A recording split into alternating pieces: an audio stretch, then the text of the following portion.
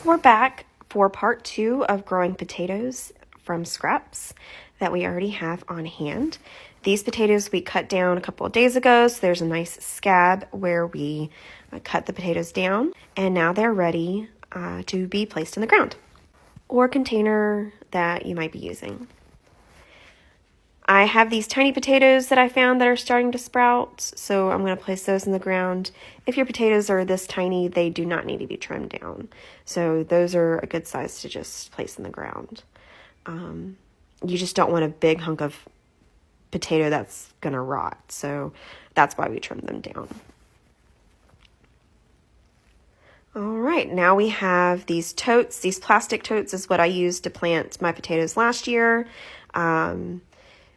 You don't want to plant potatoes back to back in the same soil or container, because that could cause or leave room for blight to come into your potatoes, and we don't want to do that. So the good rule of thumb is to wait 3 years in between planting in the same soil.